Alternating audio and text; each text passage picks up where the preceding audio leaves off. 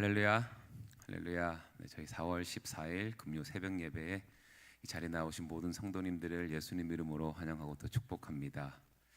저희들 삶에서 일어나는 그런 많은 일들이 우연처럼 일어나는 것처럼 보이거나 어떤 사람들의 그런 계획에 의해서 일어나는 것처럼 보이지만 그런 모든 일들이 하나님의 그 약속과 완벽한 계획 안에서 이루어지고 있음을 믿습니다. 아멘. 그렇기 때문에 저희들이 이 시간 내 모습, 우리 모습 이대로 사랑해 주시는 주님의 그 약속과 주님의 그 임재 안에 거하기를 간절히 소망하는 마음으로 함께 찬양하며 나아가겠습니다.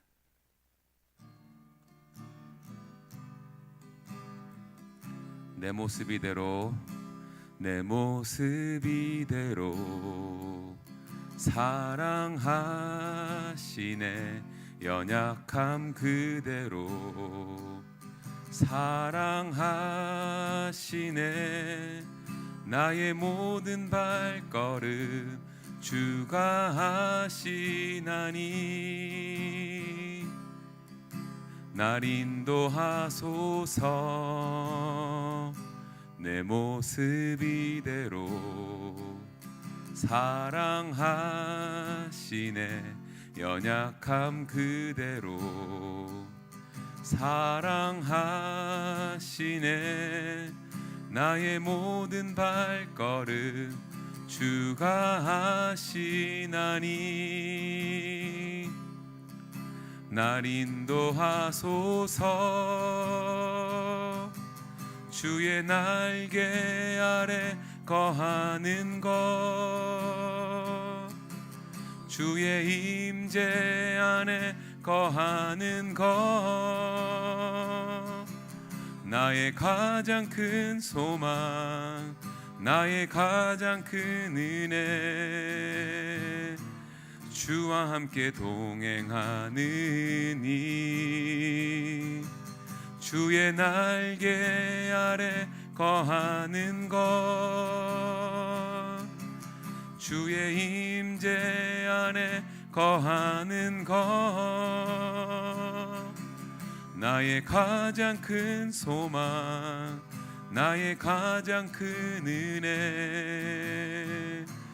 주와 함께 동행하느니 내 모습 이대로, 내 모습 이대로 사랑하시네. 그 모습 그대로 사랑하시네. 나의 모든 발걸음 주가 하시나니 날 인도하소서.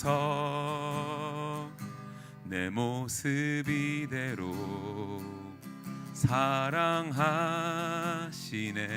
연약함 그대로 사랑하시네. 나의 모든 발걸음 주가 하시나니 날 인도하소서. 주의 날개 아래 거하는 것, 주의 임재 안에 거하는 것, 나의 가장 큰 소망, 나의 가장 큰 은혜. 주와 함께 동행하느니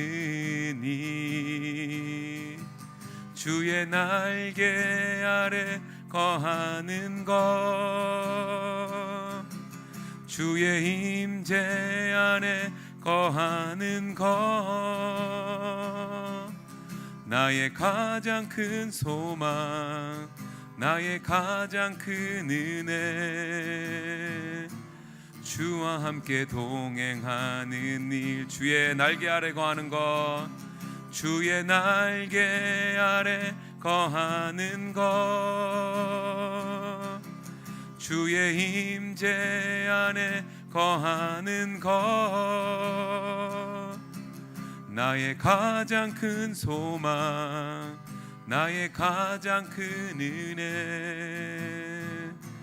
주와 함께 동행하는 일. 마지막으로 믿음으로 고백하겠습니다. 나의 가장 큰 소망, 나의 가장 큰 소망, 나의 가장 큰 은혜, 주와 함께 동행하느니.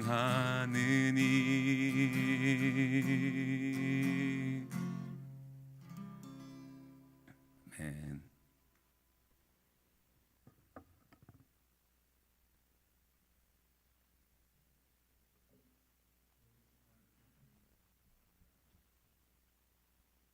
아침부터 주님 앞에 찬송하며 기도하러 나온 주의 백성들, 또 영상으로 함께 참여하는 주의 교우들, 동일한 은혜를 부어주시고 저들의 기도와 간구하는 소리에 귀를 기울이셔서 하나님의 나라가 우리의 삶을 통하여 확장되어지는 것을 경험할 수 있는 야곱의 축복이 임하게 하여 주옵소서. 질병으로 인하여 고통받고 있는 사랑하는 교우들이 있습니다. 아버지 하나님, 육은 생성과 소멸의 법칙에 따라 썩어져 갈 것이지만, 그러나 그 고통 가운데 있다 할지라도 영원한 하나님의 나라를 바라보고 하나님께만 소망을 두며 이 육신의 장막을 살아가는 동안 하나님을 더 섬기기 위하여 강건한 모습으로 은혜 베풀어 주시기를 원합니다. 우리 권혁주 장로님 올려드립니다. 몰핀으로 이제 고통은 줄여졌으나 그러나 하나님 아버지, 이제 의사의 손길을 통하여 수술을 앞두고 있습니다. 아버지 하나님, 모든 과정 가운데에 한치의 오차도 없이 하나님께서 그의 손을 붙잡고 직접 집도하시고 하나님의 그 정교하고 섬세한 생명의 근원자 되신 하나님의 놀라운 치료가 다시 한번 그 순간 일어날 수 있도록 주께서 역사하시고 안전한 보고되어 주시옵소서. 그리하여 하나님이 모든 것을 하셨어요라고 하는 고백이 장로님의 입술을 통하여 나올 수 있도록 도와주시고, 그 간증을 듣는 모든 교우들에게는 하나님의 은혜와 하나님의 살아계심을 다시 한번 경험할 수 있도록 은혜 베풀어 주옵소서. 서봉란 권사님 올려드립니다. 오랜 시간 동안 약을 투여하며 암을 견디고 있습니다. 재발을 방지하기 위해 먹는 그 약 속에 하나님, 그 위가 너무나도 고통스러운 가운데 있사오니 아버지 하나님, 그 고통을 면하게 하시고 이제까지 잘 지켜오셨던 것처럼 앞으로의 남은 모든 과정 가운데에 오래 참과 인내함으로 잘 견딜 수 있도록, 특별히 믿음으로 기도하며 견딜 수 있도록 권사님에게 축복하여 주옵소서. 김광호 집사님 올려드립니다. 하나님, 지금 통근으로 하나님 재활 치료받고 있사오니 아버지여, 그 마음 가운데에 하나님의 영이 부어지게 하시고 무엇보다도 그 입술에 하나님을 고백하며 주님을 진심으로 영접할 수 있는 구원의 확신이 날마다 일어날 수 있도록 놀라운 은혜를 허락하여 주옵소서. 하나님, 이 시간에 많은 기도 제목들이 있지만 다 구하지 못할지라도 주님이 이미 그 기도의 모든 내용들을 아시오니 하나님 일일이 찾아가 주시고, 특별히 이 새벽 제단을 찾는 모든 주의 백성들, 저들의 간구하는 소리에 귀를 기울이셔서 하나님의 놀라운 인도하심과 손길을 날마다 체험할 수 있도록 축복하여 주옵소서. 이 시간에도 주의 말씀을 통하여 오늘 하루 살아가는 동안 말씀의 교훈을 따르기를 원합니다. 순종하기를 원합니다. 하나님 말씀하시고 이 시간도 주님 동행하여 주옵소서. 예수님의 이름으로 기도하옵나이다. 아멘. 하나님 말씀 보시겠습니다. 사무엘하 3장입니다. 1절부터 11절까지 함께 교독할 때에 주님의 음성을 들을 수 있기를 바랍니다. 사울의 집과 다윗의 집 사이에 전쟁이 오래매 다윗은 점점 강하여 가고 사울의 집은 점점 약하여 가니라. 다윗이 헤브론에서 아들들을 낳았으되 맏아들은 암논이라 이스라엘 여인 아히노암의 소생이요 둘째는 길르압이라 갈멜 사람 나발의 아내였던 아비가일의 소생이요 셋째는 압살롬이라 그술 왕 달메의 딸 마아가의 아들이요 넷째는 아도니아라 학기스의 아들이요 다섯째는 스바랴 아비달의 아들이요 여섯째는 이드람이라 다윗의 아내 에글라의 소생이니 이들은 다윗이 헤브론에서 낳은 자들이로다. 사울의 집과 다윗의 집 사이에 전쟁이 있는 동안에 아브넬이 사울의 집에서 점점 권세를 잡으니라. 사울에게 첩이 있었으니 이름은 리스바요 아야의 딸이더라. 이스보셋이 아브넬에게 이르되 내가 어찌하여 내 아버지의 첩과 통관하였느냐 하니 아브넬이 이스보셋의 말을 매우 분하게 여겨 이르되 내가 유다의 개 머리냐 내가 오늘 당신의 아버지 사울의 집과 그의 형제와 그의 친구에게 은혜를 베풀어 당신을 다윗의 손에 내주지 아니하였거늘 당신이 오늘 이 여인에게 관한 허물을 내게 돌리는도다. 여호와께서 다윗에게 맹세하신 대로 내가 이루게 하지 아니하면 하나님이 아브넬에게 벌 위에 벌을 내리심이 마땅하니라. 그 맹세는 곧 이 나라를 사울의 집에서 다윗에게 옮겨서 그의 왕위를 단에서 베엘세바까지 이스라엘과 유다에 세우리라 하신 것이니라 하매. 같이 읽겠습니다. 이스보셋이 아브넬을 두려워하여 감히 한마디도 대답하지 못하니라. 아멘. 오늘 3장에 들어가면서 1절을 보시게 되면요, 두 가지로 길이 갈립니다. 다윗의 가문은 강성해지고 점점 그 다음에 사울의 가문은 쇠약해지고 있다, 이렇게 되어 있습니다. 이게 사실은 3장의 결론이고요, 사무엘 하의 또 결론이기도 합니다. 그런데 여러분이 이제 오해하지 말아야 될 것은 무엇이냐면, 여기서 강성해진다, 쇠약해진다라고 하는 이 말이 세상적인 힘과 어떤 권력의 상징성으로서 나타나는 강성함이나 쇠약함이 아니라 하나님의 목적에 이끌려 하나님의 뜻을 이루는 데에 필요한 그 어떤 과정에 있어서 하나님과 점점 멀어지느냐, 아니면 하나님께서 그 가문을 버렸느냐라고 하는 하나님과의 거리, 영적 거리를 말할 때 오늘 강성함과 쇠약함이라는 것을 이해를 하시는 게 더 이 본문에 맞습니다. 만약에 세상의 힘을 가지고 논리를 편다면요, 그러면 이게 잘못하면 기복적인 신앙으로 빠지게 돼요. 그런데 분명히 이 사무엘서의 상하의 전반적인 흐름은 어제 제가 말씀드린 바와 같이 하나님의 경륜과 약속을 어떻게 하나님께서 다윗과 사울의 인생을 가지고, 특히 다윗의 가문과 사울의 가문을 가지고 하나님의 일하심을 우리가 어떻게 보느냐에 굉장히 중요한 영적인 가치가 있다고 말씀을 드렸습니다. 이것을 놓치면 그냥 세상의 권력 다툼으로밖에는 안 됩니다. 그렇기 때문에 오늘 우리가 1절을 잘 묵상을 하여야만 이제 내일 모레 이어지는 3장의 전반적인 그 내용들 보게 되면 지금 치열한 전쟁과 전투가 그 두 가문 사이에 일어나고 있습니다.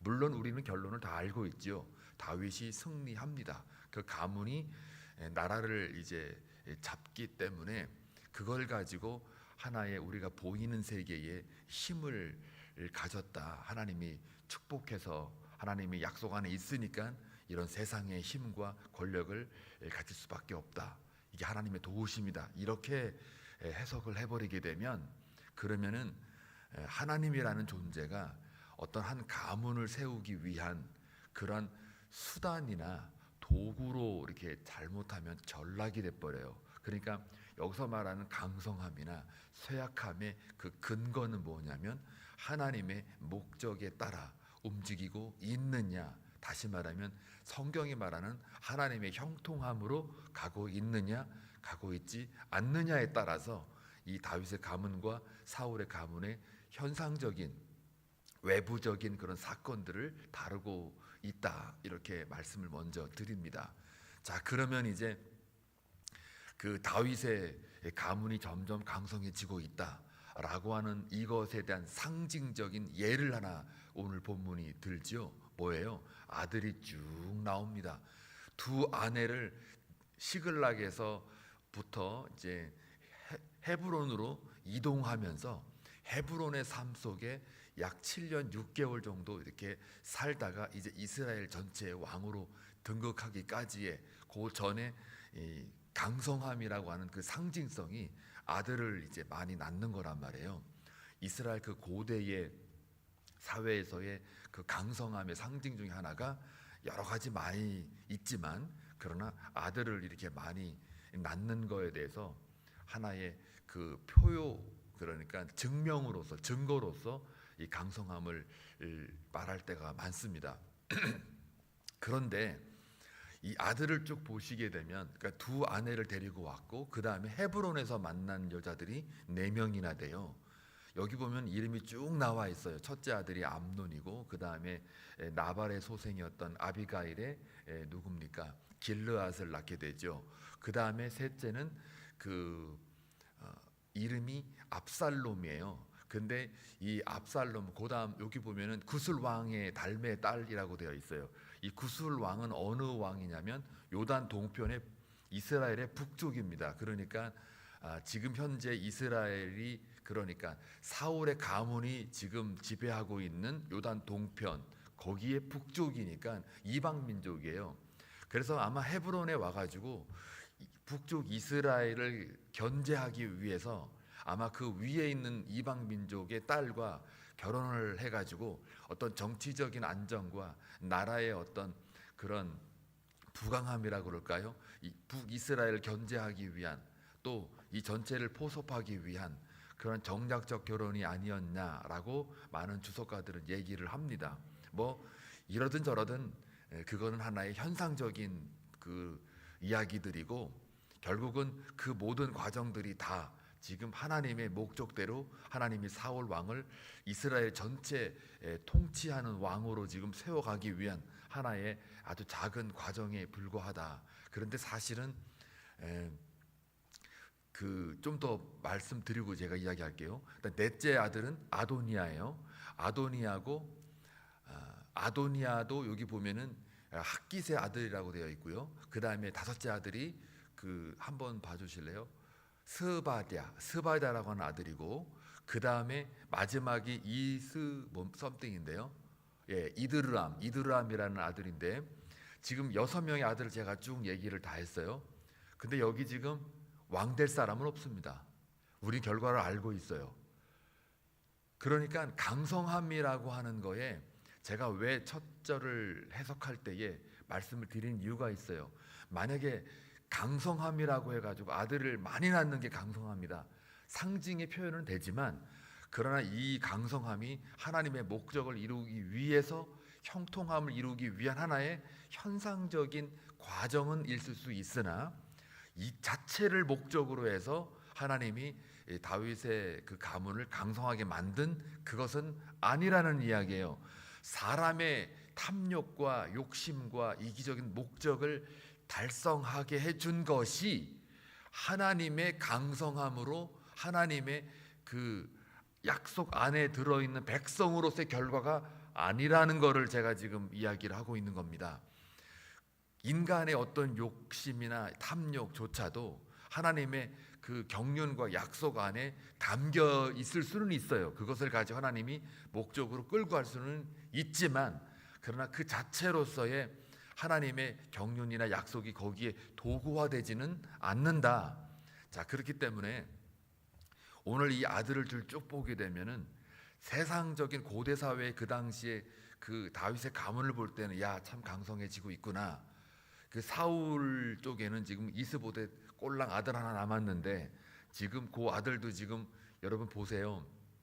아브넬이 그 이스보셋을, 아주 힘없는 이스보셋을 세워가지고 이제 이스라엘의 그 뭡니까 왕으로 지금 세워가지고 뭔가 자기 뜻대로 탐욕대로 끌고 가려고 하는 거 아니겠습니까?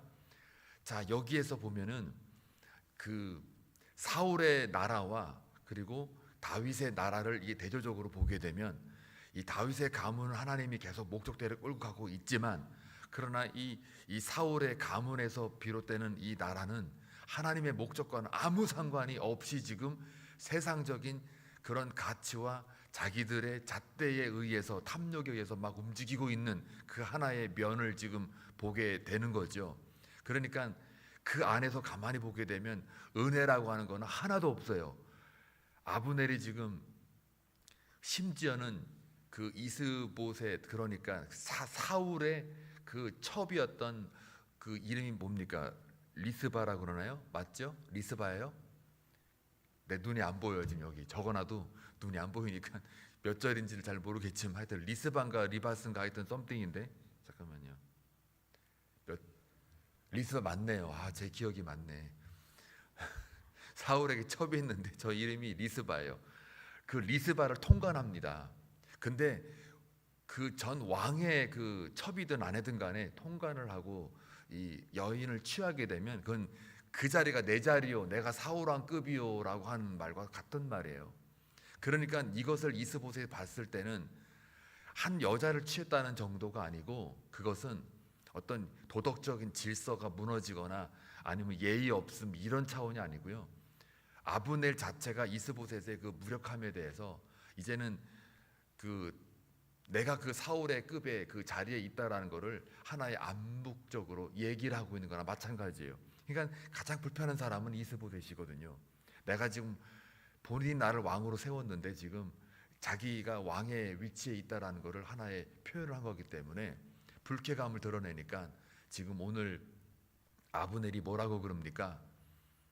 유다의 개라고 그러죠. 내가 개머리냐 이렇게 얘기하잖아요. 유다의 개머리냐가 이게 뭐냐면요, 내가 그만큼 무가치한 별 볼 일 없는 인간이냐, 별로 별 볼 일 없는 사람 맞긴 한데 이제 그 이스보셋에게 이제 얘기하는 거예요. 유다의 개머리냐. 이 유다 사람들은요, 그러니까 이스라엘 사람들은 또 특히 고대 사람들은 개로 비유하면 되게 민감해요. 우리도 왜 어떤 욕도 있잖아. 욕도 그 상대방에 대한 어떤 치부를 드러내가지고 막 욕을 하면 그래도 내가 그럴 수도 있지 하고 참을 수 있는데, 가끔 싸우다가도 부모님 이름 끄집어내가지고 네 애비 닮았다 이렇게 하든지 네 엄마 닮으니까 네가 그 꼴이지 이런 식으로 이렇게 뭔가 결정적인 그 듣기가 어려운 부모를 갖다 끌어당기면은 부부지간에도 다 싸움 나고요. 친구지간에도 그렇고 모든 관계가 이게 하나 그 아킬레스건을 하나 딱 건드리면 그게 그냥 확 뒤집어지는 거예요. 이스라엘이나 그 고대 사회의 그 뭐라 그럴까요? 사람을 민감하게 만드는 말이 하나가 그 개예요, 개. 요즘 펫이 있어가지고 개라고 하는 거예요. 굉장히 이 개도 지금 역사상 지금 최고의 그 격상이 된 시대를 지금 살고 있는 게 요즘 개들인데, 그 당시 고대의 개는 격상이 아니라 완전히 그냥 민감한 사람의 속을 다 뒤집어 놓는 말이 개예요. 근데 내가 지금 유다의 개머리냐 이렇게 되는 거니까, 우리식으로 말하면 내가 또라이냐 이렇게 되는 거예요. 또라이 맞기는 해요, 아브넬이. 그런데 내가 또라이냐 이렇게 말하는 건 뭐냐면, 이스보셋에 대한 왕으로서의 권위를 완전히 무시하는 거예요. 완전히. 제가 개무시 쓰려다가 이 설교 시간에 자꾸 개다 들어가면 좀 그래서 안 쓰려고 하는데, 하여튼 무시한 거예요. 엄청 무시한 거예요, 이게. 그러니까요, 이게 보세요. 이 상황만 봐도 세상의 꼴이 그렇단 말이에요. 세상 나라의 꼴이, 세상의 흐름이 그냥 자신의 탐욕과 어떤 권력과 힘만 가지면은 그냥 무시하는 거예요. 갑질세계예요, 갑질세계. 질서와 권력, 그런 어떤 흐름이 이런 게 없어요. 정도가 없어요. 그냥 이기심으로만 서로 꽉 차가지고 경쟁이 있고, 경쟁 속에 불법이 있고, 또 그 안에서도 또 내가 좀 착하다, 내가 좀 악하다, 내 길이 좀 바르다, 내 길이 좀 덜 바르다, 이거 갖고 막 싸우는 게 그게 세상인 거예요. 그러니까 이 많은 그 철학자들도 인간의 그 본성은 이기심이다라고 하는 그런 이 근세 철학자들이 다 말을 해요. 이기심이기 때문에 뭘로 이것을 해결해야 되느냐? 강력한 법밖에 없다 이거예요. 강력한 법을 재가지고 목을 확 조이든지, 아니면은 아예 그냥 강력한 독재가 나와가지고 그냥 싸그리 그냥 이 뭐라 그럴까요? 엄청난 말도 안 되는 규율 가지고 이게 착 사슬로 묶어버리든지, 이게 잘못하면 민주주의 좋아하는데 민주주의도 이게 이 백성들이 좀 똘똘하고 좀 지혜가 있어야 어느 정도 좀 이렇게 격이 좀 있어야 민주주의가 되지. 전부 다 아무것도 그냥 모르고 그냥 아무것도 모르는 바보들만 있으면 이게 바보 정치라 이거예요. 민주 정치가 아니고. 그러니까 이 세상이라고 하는 거는 나 살자고 막 덤비는 그런 세계라는 거예요. 나 살자, 나 살자. 내 이득 취하자. 이게 세상이라는 거예요. 그러니까 지금 꼭 지금 아브넬과 이스보셋 그 이스라엘 사이에 자 지금 요 당시에 요 순간에 사울의 가문과 다윗의 가문을 보게 되면요, 세상적으로 볼 때는 사울의 가문이 더 강성해요. 다윗의 가문이 더 약해요. 요 시대로 볼 때는. 왜 그러냐면 유다 성읍 한 개밖에 안 가졌어요. 유다는. 그러니까 그 다윗은 헤브론에서 유다 성읍 하나만 가졌어요. 한 개 지파. 그러나 이 당시에 사울의 가문은 11개 지파예요. 훨씬 많아요. 아직까지 그 마치 이렇게 보니까 뭐 다윗이 뭐 더 세 보이는데 세상의 가치로 볼 때는 이쪽 아브넬 쪽이 더 강해요. 여러 가지 면에서 땅덩어리도 그렇고 인구도 그렇고 모든 연합의 어떤 그런 모습으로 볼 때도 여기가 훨씬 강해요. 여기는 꼴랑 하나예요. 하나. 11개에 대해 11대 1이에요 지금. 근데 오늘 말씀은 1절에 제가 뭐라고 했습니까? 이 1절에 점점 이쪽이 한 개지만 세상이 보기에는 여기가 너무 별거 없어 보이지만 그러나 하나님의 목적과 형통함에 의거하여 이쪽 이 다윗의 가문이 점점 강성해지더라는 얘기예요. 물론 힘과 권력도 땅도 점점 확대되는 건 맞아요. 그러나 이 자체가 목적이 아니라고 분명히 말씀을 드렸어요. 이것은 하나의 하나님의 목적으로 이끌어가기 위함의 하나의 과정, 현상에 불과해요. 그런데 이쪽은 지금 당장 보기에는 너무도 강성해 보이지만 그러나 점점 쇠락해 가고 있다. 왜요? 하나님의 뜻과 목적과 정반대로 가고 있는 세상의 그 모습을 지금 그리고 있단 말이죠. 그래서 이 사무엘서 기자가 강성해지는 것에 대한 상징성으로 아들들을 이렇게 6명이나 지금 낳았다라고 하는 것을 지금 설명을 하고 있고, 한쪽에서는 또 뭡니까? 아브넬이 지금 이스보셋과의 분쟁이 있고 또 거기에 뭔가 불쾌감 때문에 내가 유대의 그 개 머리냐라고 내가 또라이인 줄 아시오? 이렇게 이제 막 대들었단 말이에요. 그러니까 이 이스보셋이 오늘 11절 말씀에 뭐라 그래요? 두려워 그냥 아무 말도 대꾸하지 못했다. 불쌍하죠. 아버지 잃었죠. 형들 다 잃었죠. 혼자 콜랑 남았는데 왕 될 만한 어떤 그런 힘도 없는데 그 당시 총사령관 아브넬이 자기를 왕으로 세웠단 말이에요. 그러니까 아브넬이 그 왕 앞에 당당하게 맞선 건 뭐냐면 내가 너 왕 세웠지 않느냐. 그래도 내가 11개의 성읍 내가 잡아가지고 지금 너 왕 만들어줬더니 지금 내가 뭐 첩하나 내가 취했기로서니 그거 가지고 지금 뭐라고 하느냐? 이렇게 되는 거예요. 그러면서 하는 말이 또 오늘 뭐라 그래요? 내가 차라리 그렇게 나오면은 나도 그러면 이거 다 그냥 다윗에게 다 전부 다 돌려주겠다고 이렇게 지금 얘기를 하는 거예요. 엄포를 놓는 거죠. 그러니까 이스보셋이 그냥 깨갱하고 가만히 있는 거예요. 아무 말도 못하는. 불쌍하죠. 저는 이 본문을 읽으면서도 하나님을 묵상하면서도 야 이스보셋 참 불쌍하다. 살기 싫겠다. 꼭 우리나라 사극을 보는 것 같아요. 사극이 보면 가끔 그 왕세자가 왕 돼가지고 꼼짝 못해가지고 뒤에서 그냥 그 영의정 좌의정 뭐 우의정 하나가 콕 나와가지고 계속 그냥 사람들 앞에서는 뭐 전하 이러면서 뭐 통촉하여 이렇게 굽신거리지만 또 뒤로 가서는 그렇게 하면 안 돼요. 막 이렇게 막 으름장 오는 이 그런 모습을 보면서 이 왕의 그 고뇌를 지금 이스보셋에서 지금 제가 조금 느껴요. 참 그 인생 힘들다. 이게 세상인 거예요. 이게 세상인 거예요. 가진 자의 그 횡포가 엄청이 막 이렇게 흐르고 있는 이곳이 세상인 거예요. 하나님의 나라는 그렇지가 않아요. 이렇게 지금 점점 세상에 보기에는 약해 보이지만 그러나 점점 하나님의 목적 거기에 맞게끔 하나씩 하나씩 가고 있는, 이제 내일 이제 가보면은 더 가관이에요. 사실은 더 가관입니다.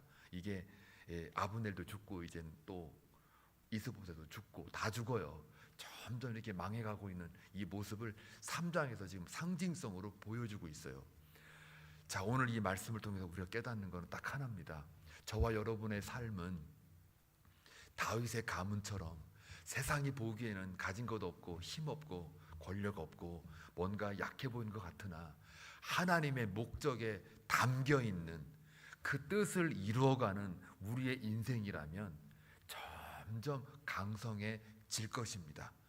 만약에 우리의 인생이 하나님을 떠난 그런 인생이고 내 판단에 의해서 아브넬처럼 그렇게 자기가 탐욕을 갖기 위해서 온갖 일을 다 버리고 자기가 왕이오라고 이스라엘 왕인 것처럼 행세하곤 그런 삶을 살 때는 여지없이 사망이 지금 기다리고 있습니다. 우리가 삶을 살아가면서 내 삶의 주인이 나요, 내가 왕이요, 하나님하고는 상관없어 라고 만약에 이런 삶을 살다 보면 꼭 사울의 가문처럼 그렇게 멸망해 가는, 점점 쇠약해 가는, 아니 세상의 힘이 잃어가는 차원이 아니라 하나님의 약속에 점점 멀어져 가는, 결국 사망으로 결과를 낳을 수밖에 없는 그런 인생을 산다는 것을 명심하시고, 저와 여러분 오늘 삶을 하나님이 주신 거 아니겠습니까? 여러분이 눈을 떴지만, 여러분이 새벽을 깨고 어둠을 뚫고 이 자리에 나왔지만, 그러나 하나님의 은혜로, 하나님이 건강 주심으로 여러분에게 영적으로 가치를 더 부여하시고 하나님의 영이 여러분에게 임하였기 때문에 이 자리에 나와 주님 앞에 기도할 수 있고 또 말씀의 교훈을 깨닫는 줄로 믿습니다. 그 하나님의 약속이 담겨 있는 목적 하에 이끌어지는 그런 멋진 삶임을 다시 한번 기억하시고 하나님만 바라보며 살아가는 그런 멋진 인생 되시길 주의 이름으로 축원합니다. 기도합니다. 좋으신 아버지 하나님, 감사합니다. 우리의 인생은 하나님의 뜻과 목적 안에 있음을 고백합니다. 다윗의 가문처럼 점점 강성해지더라고 했던 그 약속이 우리의 삶 속에서도 이루어지기를 원합니다. 세상은 그렇습니다. 사울의 가문처럼 점점 쇠약해져만 갑니다. 하나님이 버렸기 때문입니다. 그러나 우리의 삶은 하나님이 버리지 않으시고 끝까지 우리를 눈동자처럼 지키시고 약속 안에 거하는 주의 백성 삼으셨기 때문에 주의 은혜로 오늘도 내일도 영원토록 주님 오실 때까지 우리가 살아가는 줄로 믿습니다. 그 믿음 가지고 기도로 나아가는 주의 백성들에게 하나님 응답받는 기쁨으로만 채워지는 하루가 되게 하옵소서. 예수님의 이름으로 기도하옵나이다. 아멘.